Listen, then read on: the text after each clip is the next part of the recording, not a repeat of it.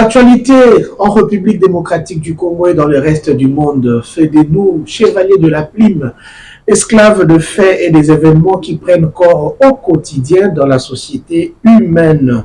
Décrypter, analyser ces faits et ces événements d'actualité nous oblige de recevoir pour vous des Congolais qui nous facilitent cet exercice, mais aussi nous tenons compte de la notoriété.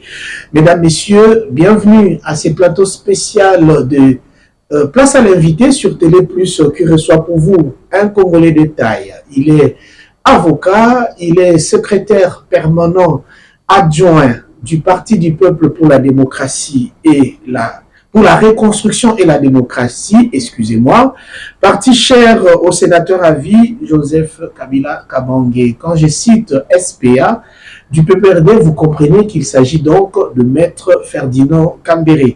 Avec lui, nous allons faire cet exercice que vous nous recommandez. C'est pourquoi, avec vous, nous allons le recevoir. Bonjour et bienvenue parmi nous, Maître Ferdinand. Bonjour, merci bien, Benz, pour cette invitation, pour cet honneur que vous nous accordez. Nous vous avons déjà reçu à des plateaux différents. C'est la première fois ici, c'est Télé Plus, depuis que nous sommes là. Quelles sont vos premières impressions? Bon, Télé Plus, vous le savez, c'est un média. J'ai déjà été invité, pas pour une fois, mais sinon peut-être l'occasion de réitérer mes encouragements et félicitations aux promoteurs qui est parmi les grands dans les médias. Je cite Jean-Marie Kassamba. Très bien. Merci beaucoup. Nous allons entamer notre introduction de cette émission. Puisque vous êtes SPA du PPRD, est-ce qu'on peut savoir c'est quoi la santé actuelle du PPRD et du FCC, votre plateforme? Le PPRD se comporte bien jusque-là. Il reste imperturbable sur sa ligne de conduite tracée par le raï Joseph Kabila Kabange, qui a appelé à la résistance contre la dérive dictatoriale. Malheureusement, tout ce qui a été prédit, annoncé, est en train de se réaliser. Félix, en réalité, n'est pas un démocrate. En tout cas, la conduite de l'État par lui aujourd'hui certifie bien. Et là, j'ajoute ces propos tenus en Chine, soi-disant devant une prétendue diaspora chinoise, mais qui n'était composée que par des applaudisseurs. Est-ce que ce n'était pas des accompagnateurs qu'on est en train de transformer en diaspora? Parce que finalement, c'est devenu l'habitude, la coutume. Chaque fois qu'il se déplace, on nous informe qu'il y a une diaspora qui reçoit. Et le message est souvent que il adresse à cette diaspora, parce que c'était au Botswana hier. Vous répondez à la question sur la santé du PPRD. Mais bien sûr, je vous dis que nous nous portons bien par rapport à la position du parti, parce que nous avons été rejoints par l'opposition qui s'était démarquée à un moment donné pour rejoindre le processus électoral. Aujourd'hui, tout le monde la voit et moi, je la félicite et je l'encourage. Dans les rues, en train de dire non à ce processus électoral. Exiger comme avant, comme nous, comme le PPRD, que nous ayons une CENI consensuelle, que nous ayons une cour constitutionnelle légalement constituée et que nous ayons un processus transparent, démocratique et inclusif, de manière à ce que l'expression du suffrage du peuple pour les dirigeants de demain soient les plus libres, les plus transparents et les plus démocratiques. Pour le Congo, il n'est pas rejeté que par cette grande frange de l'opposition, mais le PPRD, le FCC est aussi rejoint par le CLC, vous le savez, qui à un moment donné est disparu, mais par ces communiqués que nous saluons aussi, est en train d'appeler aussi les peuples à s'élever.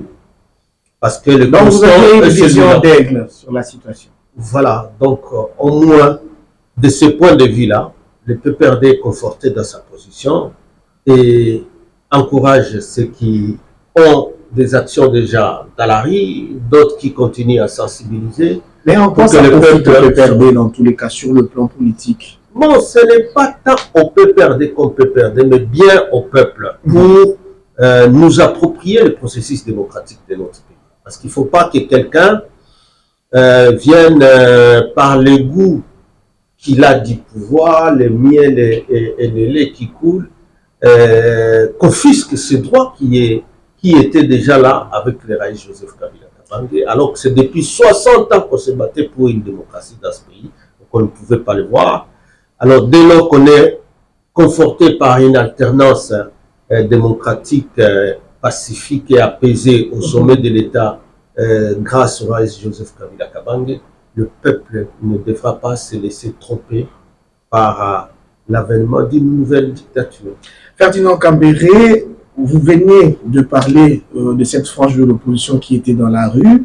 On l'appelle pour le Congo. D'aucuns pensent que cette frange de l'opposition volerait la vedette au FCC en général ou au PPRD, qui est votre parti? Mais à quoi? Parce qu'il est en train de signer à nos actions et que nous tous, et comme nous appelons le peuple à s'élever et à aller dans la rue. Parce que c'est son droit. Parce que c'est l'article 64 qui le demande.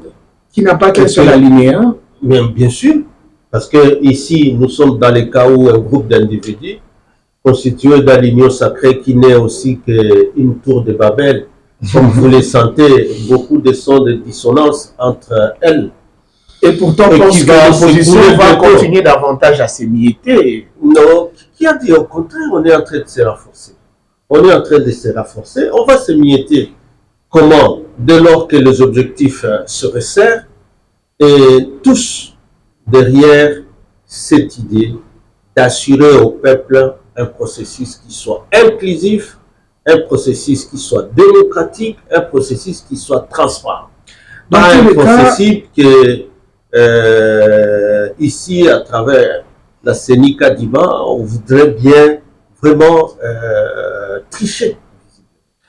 Dans tous les cas, Ferdinand Kambere, on ne sent pas le PPRD. Il y a peu, on disait, pas une parcelle sans le PPRD. On voyait des drapeaux ici et là, flottés, ici et là.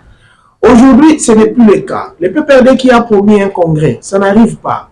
Le FCC qui n'a plus une coordination officiellement installée, vous ne voyez pas que le navire tend à chavirer. C'est ça la lecture que la population congolaise a de votre parti et de votre plateforme. Mais qu'est-ce qui vous fait dire ça, que la coordination du FCC n'est pas là? Qu'est-ce qui vous fait dire ça? Peut-être qu'elle n'est pas officiellement présentée. Tout le monde sait que celui qui coordonne, il s'appelle Tibanda.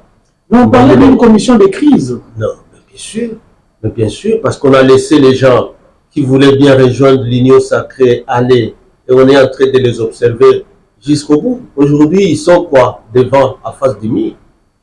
Donc, Kambere n'est pas le prochain à rejoindre l'union sacrée. Non, au contraire, les sollicitations sont encore là. Vous allez voir. Lorsqu'il faut se rendre compte qu'en réalité, ils ont embarqué dans un bateau sans destination, vous allez voir quel est le cas qui est le plus fort. Vous ne subissez pas encore de châtiment, parce que c'est aussi l'un des moyens de faire pression à quelqu'un pour quitter. Non, il n'y a pas longtemps, on nous disait que la maison du professeur Némi Moulania qui avait été détruite, ça serait une sorte de châtiment qu'on voulait lui faire subir en vue d'arracher sa volonté de traverser. On ne peut parler de châtiment quand c'est légitime. Mais ici, il s'agit des actes d'intimidation, comme on a commencé avec les Raïs Joseph Kabila Kabange, lorsqu'il fallait aller lui ravir la garde, lorsqu'il fallait chasser son petit frère qui était le gouverneur à Tanganyika, lorsqu'on a vu comment il a été expulsé d'une de ce bureau ici, ainsi de suite. Ce sont des actes de brimade, des actes d'intimidation du pouvoir, que le pouvoir est en train d'exercer contre l'opposition. Nous-mêmes, nous revenons de Makala, Jimmy Kitenge était à Makala, Barnabé Minganyo était à Makala, et bien d'autres. ce qui était avec Ali Depesso aussi à Makala, aujourd'hui, suite à la marche du 20 mai, aujourd'hui, Oui, c'est nous en avons parlé. Kebaï et les autres. Donc, c'est des actes d'intimidation bien planifiés dans l'espace et dans le temps, parce que nous approchons les élections et qui sont incapables d'assurer au peuple des élections libres, démocratiques et transparentes, que tout ce qu'ils font comme planification, c'est de multiplier les actes d'intimidation, c'est brimer l'opposition et ainsi vouloir taire l'opposition. Mais nous allons continuer à parler. Bien, Ferdinand Kambere, quand nous avions annoncé que c'est vous qu'on allait recevoir, il y a quand même des questions que nous avons reçues de la part de ceux qui ont l'habitude de nous suivre. Certains Congolais nous ont donné cette question à vous poser. Vous avez géré le pays pendant 18 ans sous Joseph Kabila. Aujourd'hui, apparemment, vous vous sentez coupable de certains mots. C'est pourquoi vous avez pris l'option de vous taire carrément. Vous taire de quelle manière?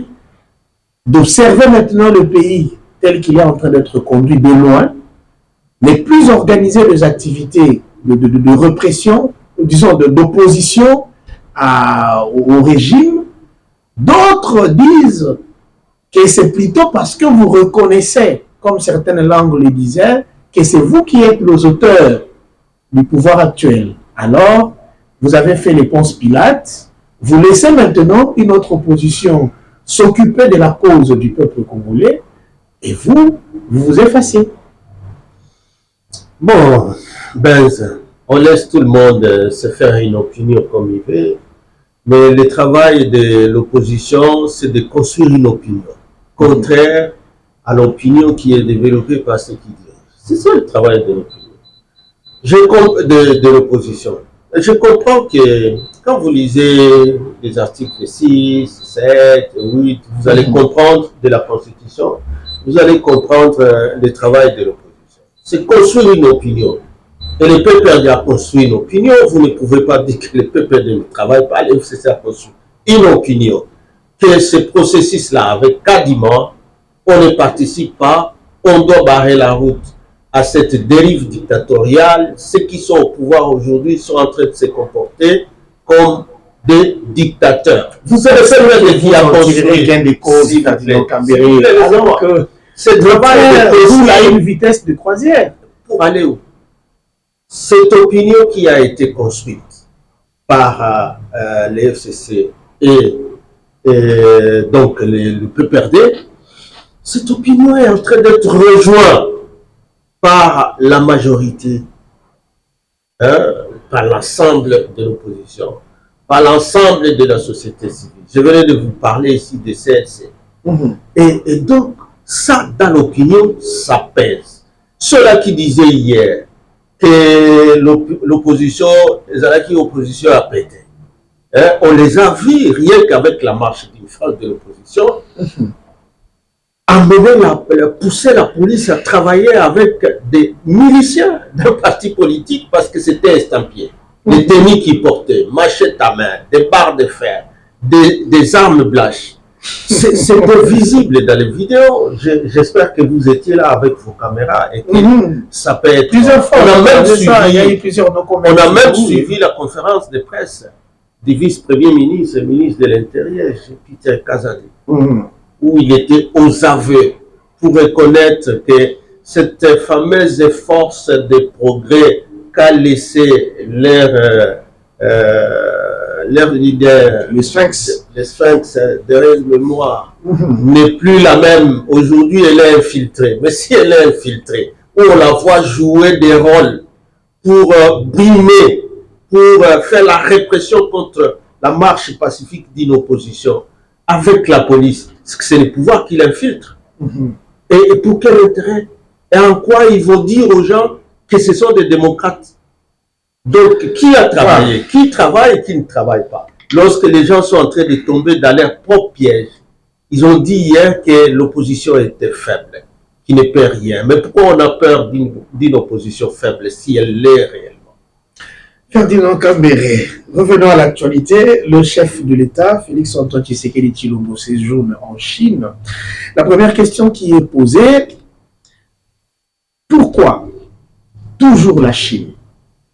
Quand c'était Joseph Kabila, d'aucuns pensaient qu'il aurait cherché des faibles à travers le monde. On connaît même la démarche des institutions de Bretton Woods, de la communauté internationale en général, contre cela. Aujourd'hui, Félix Tshisekedi rejoint encore la Chine. Est-ce que cela ne veut pas attirer l'opprobre à la RDC? Bon, je ne sais pas ce que vous voulez savoir. Moi, je crois que il faut d'abord qu'ils rejoignent la Chine, ou que ce soit maintenant qu'ils le comprennent.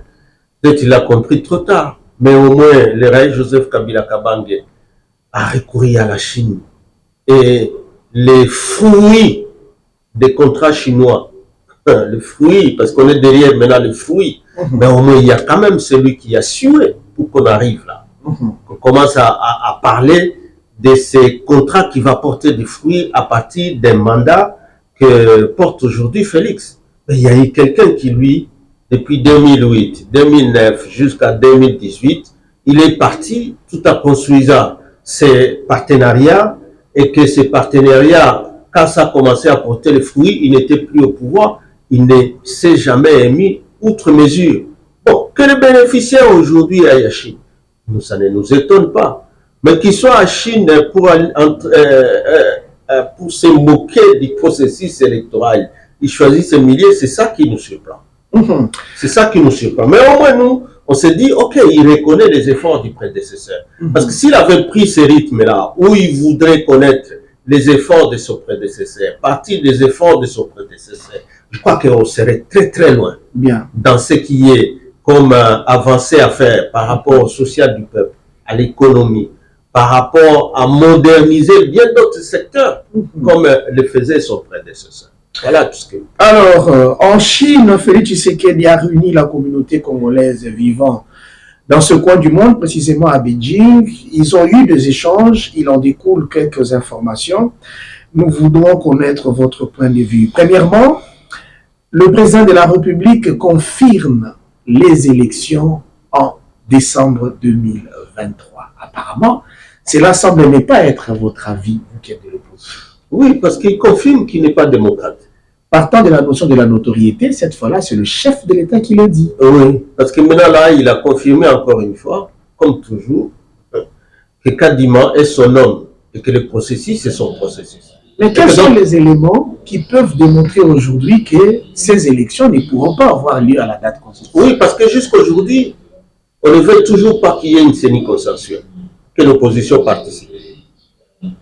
Alors, sans CENI indépendant, donc sans un organe indépendant pour organiser des élections libres, démocratiques et transparentes, alors on parle de quelles élections? Est-ce que ce n'est pas un caprice de la part de l'opposition? De deux lui-même a même... Non, quel caprice lorsque tous les faits sont clairs et patents. Parce qu'il a même parlé des foyers de tension qui sont alimentés de partout. Mais en réalité, c'est quoi?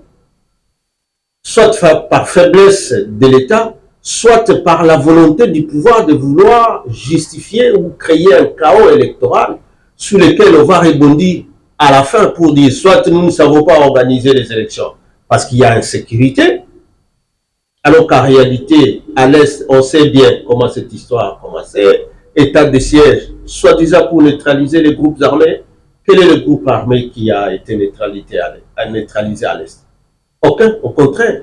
C'est une sorte de mariage, parce que finalement, ils sont arrivés à ce qu'ils appellent aujourd'hui la force des réservistes.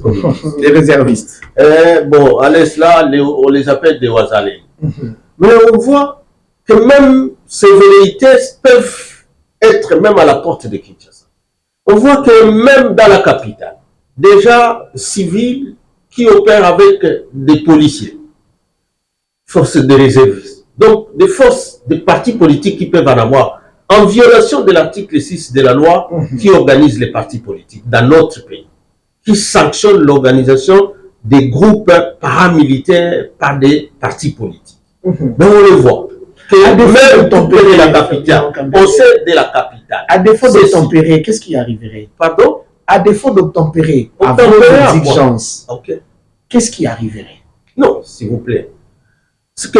On doit savoir, ce que les pays ici, hein, parce que en plus de créer ou d'organiser un chaos électoral, dans ce qu'il y a comme Toïboï, hein, foyer d'insécurité, des zones d'insécurité à l'est, à l'ouest, dans la capitale, à Lubumbashi et ailleurs. Maintenant, aujourd'hui, c'est même des opposants qui ne savent pas se mouvoir en violation de la Constitution. Quand on veut aller au Congo central, on y barre la route, là où ils ont préparé, l'endroit préparé pour construire, c'est pas moi quoi, les stands pour faire les meetings, et démolir, on organise des forces pour aller démolir ces endroits. Aujourd'hui, les médias parlent de Matata au Bandundu, et alors, ces zones-là, pourtant, ce sont des provinces qui, en réalité, ne sont pas sous état de siège comme à l'Est. Imaginez maintenant à l'Est, au Nord Kivu, là où il y a l'état de siège. L'état de siège qu'on proroge chaque mois ou on doit proroger chaque 15 jours. Et il vous dit, lui, qu'on va organiser les élections. Avec tout ça. Donc, non seulement l'opposition n'est pas dans le processus, donc le processus n'est pas inclusif, n'est pas démocratique, mais aussi les opposants n'ont pas droit de se mouvoir sur toute l'étendue directe. Même dans les provinces où il n'y a pas d'état de siège, de trois. En passant, vous ne faites pas le lit de Félix Tshisekedi. Non. Vous qui doutez qu'il y aurait élection. On ne fera pas le lit de qui que ce soit. Félix doit savoir que ce pays a quand même une constitution. Et que ce n'est pas une peine perdue lorsque nous le lui rappelons. Je crois que les gens ont toujours l'idée d'une opposition qui sera sous la rue en train de détruire les biens de privés, les biens publics, ainsi de suite. Et qu'ils sont en train de minimiser ce que nous faisons comme travail, d'éveil de la conscience de la population, de construire une opinion de l'opposition contre ceux qui dirigent, parce qu'ils dirigent mal, tout le monde les voit. Aujourd'hui, les grandes infractions pour faire taire l'opposition, c'est quoi? C'est outrage au chef de l'État, mais regardez bien cette ordonnance, c'était quand? À 60, 61, c'est maintenant aujourd'hui incitation à la haine tribale, pour quelqu'un qui réellement ne fait que dénoncer des dérapages aujourd'hui dans les nominations des fonctionnaires dans l'administration publique. Ce que les gens peut-être ne savent pas, c'est que, si vous permettez que vous lisez l'article 6 de la Constitution, les partis politiques ont une mission, entre autres, de construire la cohésion nationale, de construire l'unité nationale. On ne peut pas comprendre qu'avec l'avènement de l'IDPS au pouvoir, c'est le contraire.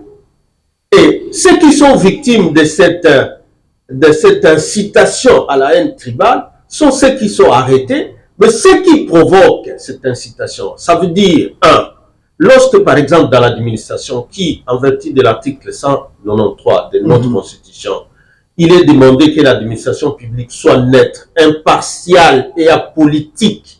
Est-ce que ça a déjà été le cas dans ce pays une fois? Monsieur Joseph, on n'a pas parlé de tribalisme ici. Tout le monde le sait. Et même sous les impairs, vous saviez que même à ce temps d'impair, Mobutu revenait tout le temps sur ça. Mais qu'aujourd'hui, vous profitez de votre notoriété parce que vous êtes président de la République ou vous êtes premier ministre, et que tout ça, tous ces acquis, soient jetés à l'eau et que les discours tribal reprennent dans notre pays. C'est quand même un regret, c'est un recul. Bien. Un autre Congolais pose la question, non, il fait une observation. Voulez-vous dire à Maître Ferdinand Kambere de conseiller à son parti et à leur plateforme politique de se taire? Pourquoi? De se taire sur la question électorale. Parce qu'ils ont prouvé qu'ils sont déjà non partants. Laissez à ceux qui se sont enrôlés de discuter la question des élections parce qu'ils ont prouvé leur volonté d'y participer. C'est là l'erreur de l'IDPS. Souvent, je les attends dire. C'est là l'erreur de l'IDPS. Souvent, et c'est venu même dans la bouche du président Rachid. Donc, vous sentez ça. Donc, c'est là qui ont dit, nous ne sommes pas partants avec ce processus. Ils ont cru que nous n'exigeons pas. Non. Le FCC continue à exiger des élections libres, démocratiques et transparentes. Et à date échue, je voudrais bien les répéter. Et que ceux qui ont des confusions et qui étaient en fait en train de prendre des champagnes, que pour nous c'était laisser une carte blanche à Kadima d'organiser la forfaiture. C'est ce qu'ils appellent le chèque en blanc. Ah non, il n'y a pas de chèque en blanc. Ce que les FCC exigent, c'est des élections libres, démocratiques et transparentes et à date échue. Ils ne savent pas le faire comme exige la Constitution. Ils seront déjà dans l'illégitimité et c'est ce qu'ils oublient. Et par conséquent, les conséquences sont constitutionnelles. Parce qu'ils sont en train de croire qu'on va les laisser organiser des élections chaotiques pour se revoir. Et puis ça passe. Tu sais bien que pour connaître, savoir ce qui est discuté à l'IDPS, ce n'est pas de la magie. Regardez autant de vidéos qui sont montées. D'autres qui s'appellent porte-parole à la présidence. Chacun il dit ce qu'il pense. Hein. D'autres, c'est pas moi qui, devant le palais du peuple, c'est moi, nous sommes là. C'est ces élections, c'est nous. Et... Non, on ne peut pas se moquer du peuple de cette façon-là. On ne peut pas se moquer du peuple. Donc, le FCC, le PPRD, continue à exiger des élections libres, démocratiques et transparentes, apaisées et à date échue. Bien. Et la conséquence, c'est que vous allez jusqu'à fin mandat et puis il ne leur reste que 6 mois quand il faut les gros dos comme ça. La Chine est en train de venir, ça sera peut-être l'argument de la campagne. Maître Ferdinand Kambere, hier, je vous ai dit que la Chine était déjà là. Il ne faut pas que les gens croient que c'est une révision d'amitié avec de nouvelles donnes, de nouvelles méthodes. La Chine était déjà là et c'était avec les rails Joseph Kabila Kabange et les fruits dont pourront bénéficier le peuple congolais, ils sauront que les efforts n'est pas de ces régimes, les efforts sont des régimes passés. Bien. Maître et on saura s'expliquer lorsque chacun présentera son programme. L'opposition était encore dans la rue hier, 25 mai, tentant d'arriver à la CENI pour manifester, déposer un mémo. On se demande qu'est-ce que l'opposition cherche à corps, étant donné que la CENI s'est déjà exprimée, entre autres en brandissant le rapport d'audit du fichier électoral. Une CENI qui n'a jamais été capable d'organiser une seule réunion de concertation. Même avec l'opposition qui était allée se faire enrôler. Aucun cadre de concertation. C'est quelle CENI? Vous parlez de quelle CENI, mon Dieu? Aucun cadre avec les partenaires politiques. Vous avez vu des élections sans partenaires politiques. La CENI est tripartite. Il y a une part pour la majorité, une part pour l'opposition et une part pour la société civile. Alors, mais pourquoi la CENCO continue à parler et cesser? Pourquoi CLC a écrit, si la société civile toute était acquise? Pourquoi nous sommes dans la rue? Pourquoi nous sommes dans la sensibilisation? Pour que demain, au bout dehors, s'ils ne savent pas organiser de bonnes élections, des élections libres, transparentes, démocratiques, on sera dans la rue tous. Bien. Pour bien tenir les élections, il faut aussi que tout le territoire congolais soit en sécurité. Nous allons brosser un peu l'aspect sécuritaire, alors que le peuple congolais croyait qu'à l'arrivée de l'EAC, on pouvait goûter à cette paix de rêve, des temps de rêve. Avec un grand étonnement, en Chine, Félix Tshisekedi déclare que l'EAC serait de mèche avec le M23. À quel niveau les choses avaient été mal calculées pour que le Congo se retrouve dans ce gouffre? Vous savez, Benz, ce que on doit savoir lorsqu'on fait la sourde oreille à tout ce qui est donné comme critique par l'opposition, et par le peuple, on aboutit là où on est. Parce que qui peut encore croire aujourd'hui que le pouvoir de Félix a la volonté vraiment de terminer ce qui se passe à l'Est? Qui? Dès lors que la population a demandé qu'il retire l'état de siège, il ne veut toujours pas, on continue à proroger, malgré les résultats mitigés. Les groupes armés, c'est Mbosso ici qui disait qu'il y a des députés qui ont des groupes armés et qu'il faut qu'ils quittent les groupes armés. Mais maintenant, c'est dans sa propre province aussi qu'il y a des groupes armés. Étonnant. Hein? C'est étonnant, n'est-ce pas? Maintenant, c'est des partis politiques qui se promènent avec soi-disant jeunesse, qui reconnaissent avec des armes blanches. On est en train de préparer réellement les élections libres, transparentes, sans violence? Non, c'est le chaos qu'on prépare. Parce qu'en dehors de l'état de siège, à Museveni, on a accordé un accord de mutualisation de force avec les FARDC. Échec total parce que les massacres continuent. On continue à brûler les véhicules, on continue à brûler les villages, on continue à massacrer, à tuer. Bon, comme si cela n'était pas suffisant, adhésion EAC, il y aura la force régionale de l'EAC qui devra aller neutraliser les M23. Parce que nous, l'IF et M23, c'est la même chose. Et les autres groupes armés appendices, c'est la même chose.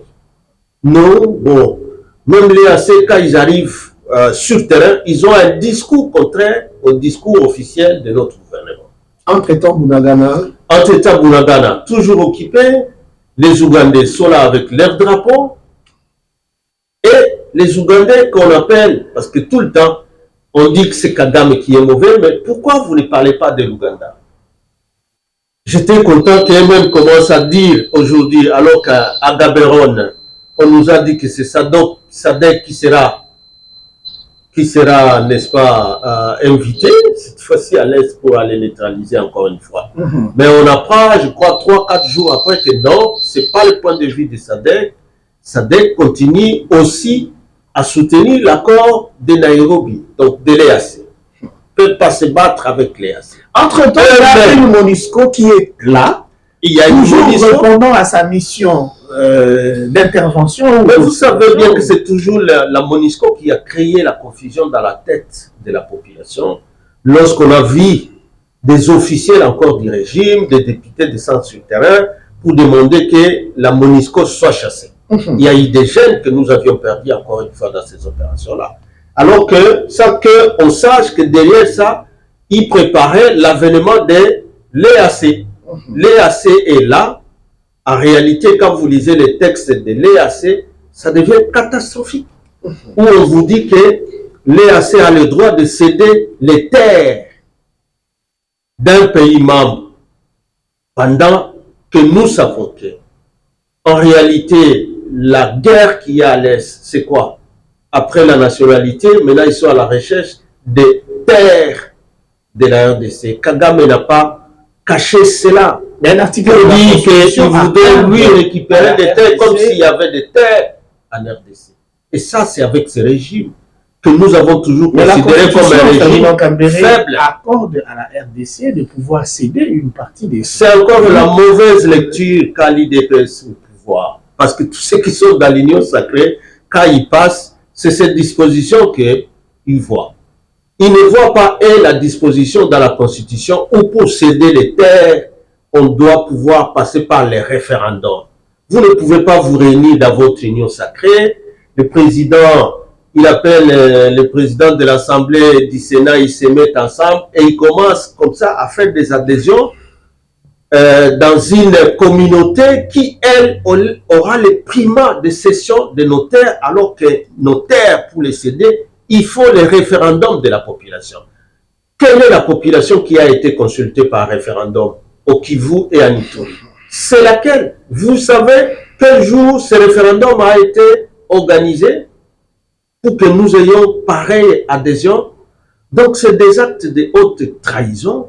Et lorsqu'on ne les prend pas au sérieux pour ne fût-ce que apaiser le climat politique qu'il y a aujourd'hui et chercher à ce que derrière nos FARDC, toute la population soit mobilisée pour que les FARDC assurent encore la défense et l'intégrité de notre territoire, mais on est dans autre chose, distraction, des élections, fichier électoral. Oui, c'est pourquoi une frange de la population pense que vous, politiques, ne pensez plus à autre chose que les élections à ces moments et vous avez tourné les dos à la question sécuritaire, surtout dans l'Est. Et ce qui est étonnant, même les médias internationaux qui ont la coutume de nous rappeler les tueries, la situation précaire de la vie dans l'Est, en parlent de moins en moins. C'est que l'autre camp pense être une victoire. Mouya a parlé de changement de narratif de la part de la communauté internationale. Vous ne voyez pas? Et c'est malheureux. C'est malheureux que, tout simplement pour ces avantages, on crache comme ça sur le sang du peuple congolais. La population est en train d'être massacrée chaque jour à Béni. Je ne parle pas des catastrophes qui s'est passées à Calais. On a vu. C'était des catastrophes naturelles. Naturelles, mais nous avons un gouvernement. Pas pour rire, pas pour organiser des anniversaires et des fêtes de mariage et des voyages à Chine. Aucun voyage vers la population qui souffre, qui est dans les camps. C'est pendant ces temps, que lorsque les populations qui sont chassées à cause de l'insécurité par la présence du M23, des ZDF qui continuent à égorger, c'est pendant ce temps que ces régimes, quand même, organisent les signataires pour qu'il y ait des réfugiés soi-disant congolais qui viendraient du Rwanda. Depuis quand, alors que la clause de cessation des statuts avait été signée, je crois, depuis 2016. Quels sont ces autres Congolais qu'on est en train d'appeler pour qu'ils viennent habiter les villages abandonnés? Parce que ceux qui sont les peuples qui habitaient ces villages ou les populations autochtones sont dans les camps de déplacés à Rutshuru, à Massissi, à Beni. Ils sont soit dans les camps, soit dans des familles d'accueil. Mais vous organisez les retours de quels autres réfugiés congolais qui seraient au Rwanda? Ça étonne quand même. Avant de ramener, de se soucier, de ramener la paix, de ramener la sécurité et de ramener les populations dans leurs champs et villages et tout ça, on veut organiser encore une fois le retour de quels réfugiés? Tout ça, lorsqu'ils nous parlent des élections, donc il n'y a que nous, PPRD, qui avions vu depuis longtemps que les élections ne peuvent pas, même l'enrôlement ne peut pas s'organiser dans des situations chaotiques. Mais regardez maintenant les tableaux qu'ils présentent. Ils essaient simplement de calquer les chiffres, ils fabriquent, ils s'enferment pour fabriquer des chiffres et essayer de contenter les gens. Mais les murmures, c'est même dans le camp de l'Union sacrée, où déjà s'élèvent pour dire, avec de telles tricheries, nous n'accepterons pas, même si nous sommes de l'Union sacrée. Donc, une tour de Babel qui est là et qui donne encore à certains naïfs que réellement on va vers les élections avec tous ces désordres organisés par le pouvoir. Maître Ferdinand Kambere, cette question elle est quand même importante. Alors que vous fustigez la manière de gérer le pays de l'Union sacrée, mais cette Union sacrée semble être mielleuse, non pas seulement pour ceux qui l'ont créée, mais encore pour ceux des vôtres qui tous les jours trouvent des raisons d'aller adhérer. Est-ce qu'en partant, ils ne partent pas avec vos secrets? Est-ce que cela ne vous fragilise pas? Est-ce que vous ne manquez pas des mots parce qu'ils ont déjà votre mot suivant? Comment vous gérez cette situation? Si les questions sont posées par vous et que nous ne pouvons pas poser, sinon j'allais vous demander, vous connaissez un qui a donné une raison qui soit objective et qui les ferait adhérer aujourd'hui suivre l'histoire, suivre la voie de la raison, donner la main au chef de l'État pour bâtir une nation forte. Et tous ces mots-là sont vides d'essence. Mon Dieu. Tout ce que vous dites là, c'est comme ceux qui adhèrent pour dire je suis la vision du chef de l'État. Quelle est la vision? C'est l'union sacrée. Et aujourd'hui, être du bon côté de l'histoire. Tout ça, des mots vides d'essence. Personne ne parle du peuple. Comment on peut aujourd'hui adhérer à l'union sacrée qui est en train de se montrer dans les visages d'une tour de Babel? Quelqu'un de réfléchir comment il peut. En réalité, pour tirer quoi? Sinon, peut-être les quelques flatteries, on peut voir ce qui essaie peut-être de flatter un peu Félix. Alors, est-ce que ils ont aussi fait ça de Kabila, chez lui, ils ne sauront pas le faire? La question reste posée. Maître Ferdinand Kambere, nous sommes presque à la fin. Il y a 2 questions, on doit les épuiser. Premièrement, parlons de la marche du 20 mai. On a vu ce que vous avez évoqué tout à l'heure. On a fustigé le comportement de la police. Il y a quand même des victimes. Cependant, la police elle-même se félicite du fait qu'il n'y ait pas de mort.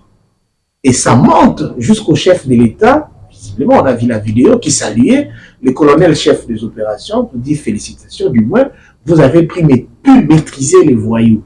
D'un côté, vous dites c'est un raté parce qu'il y avait des dérapages. De l'autre côté, le numéro 1 de tous les Congolais félicite les comportements. À qui doit-on croire? Maître Kambere.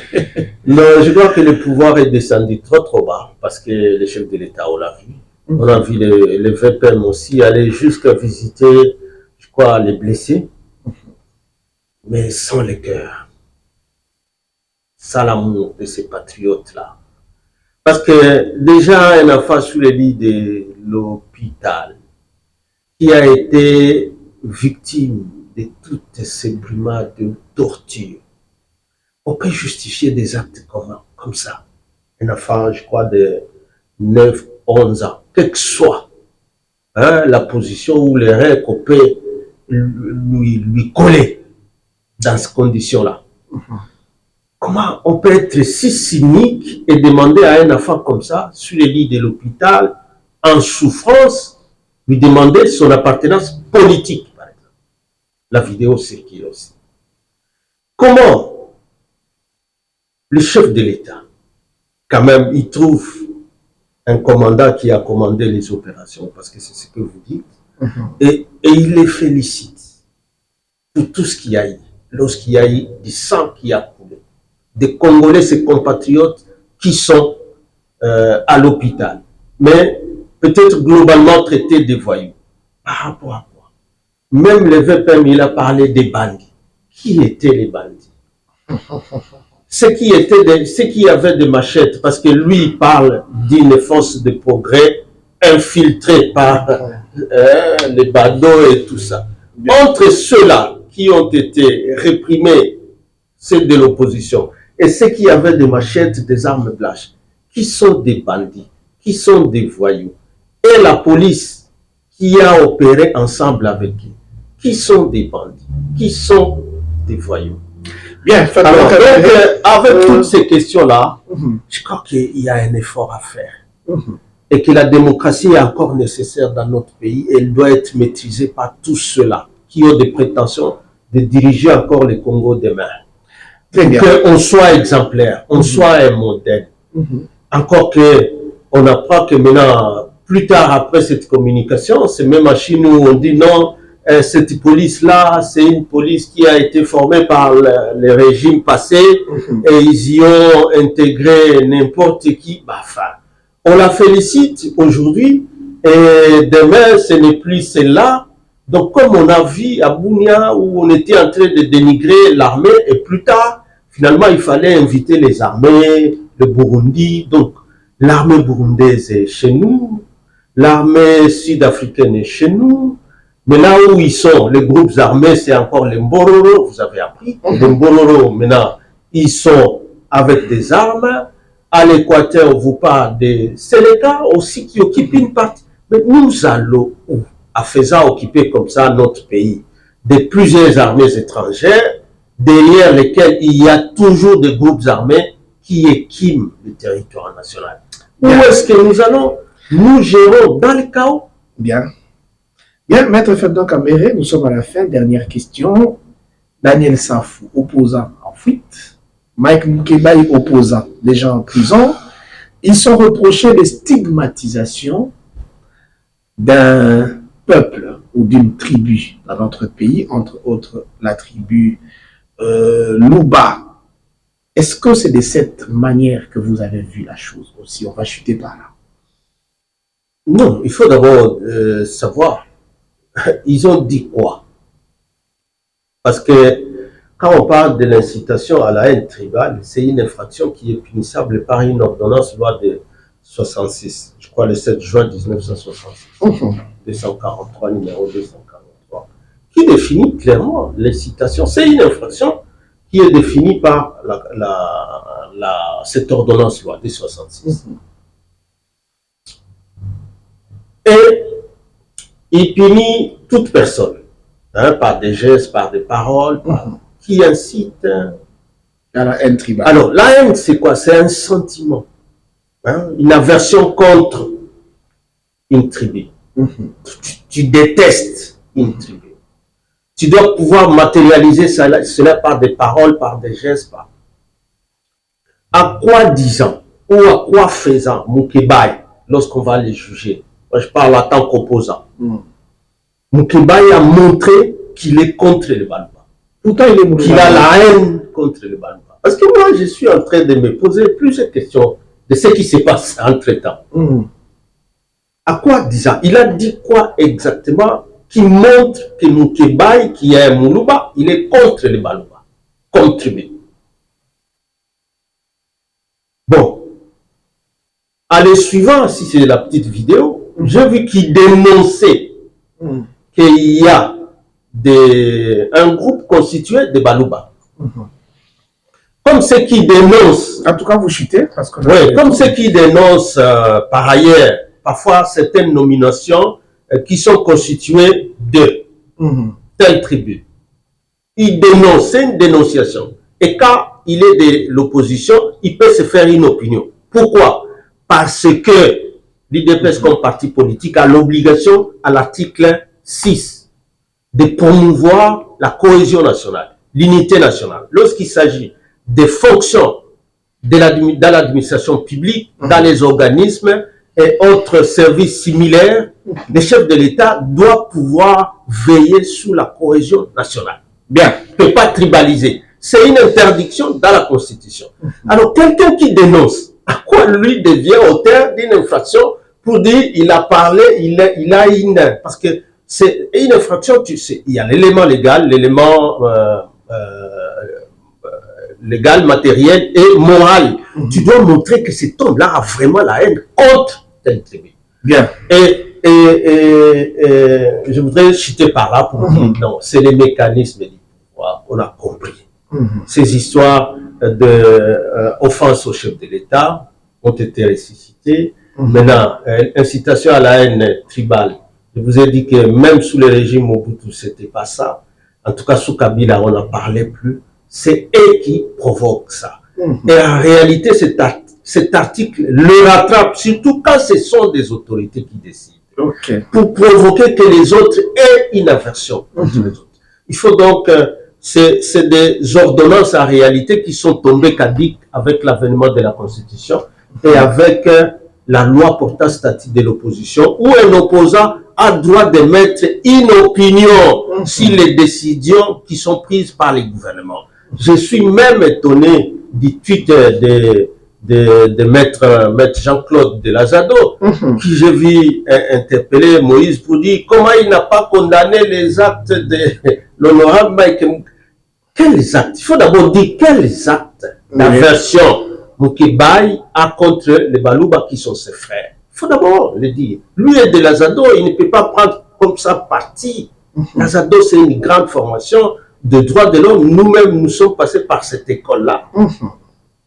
Donc, c'est un peu ça. Je crois que le pouvoir, dans son indépendance, lorsqu'ils vont juger tous ces opposants-là, il faut prendre en considération la Constitution, il faut prendre en considération les statuts portant, la loi portant statut de l'opposition, qui en réalité, ces ordonnances qui sont en train d'être appliquées, sont en violation de la Constitution et sont en violation de la loi portant statut de l'opposition. On a droit d'émettre des opinions par rapport aux décisions qui sont prises ou des actions du gouvernement. Bien. Bien que nous ayons dépassé le temps qui nous est donné, je pense que vous qui nous suivez êtes restés dans votre soif d'écouter Maître Ferdinand Cambéré. Ne vous inquiétez pas, il reviendra plusieurs fois parce que les analyses de faits et des événements continuent sur Télé+. Merci à vous, peuple congolais, qui nous avez suivis. Merci à Maître Ferdinand Kambere qui est encore sous le choc de la disparition de son ami Joseph Likinda, excusez. Nous devons aussi savoir que la grande famille kabiliste, maman Petroni Kapembe Kamoulenk, la tante de l'ancien président de la République, toutes nos condoléances à la grande famille Kabila. Merci à vous, Maître Ferdinand Kambere, d'avoir répondu à notre invitation. C'est votre place, vous y revenez quand vous voulez. C'est exact. Merci. Très bien. Merci.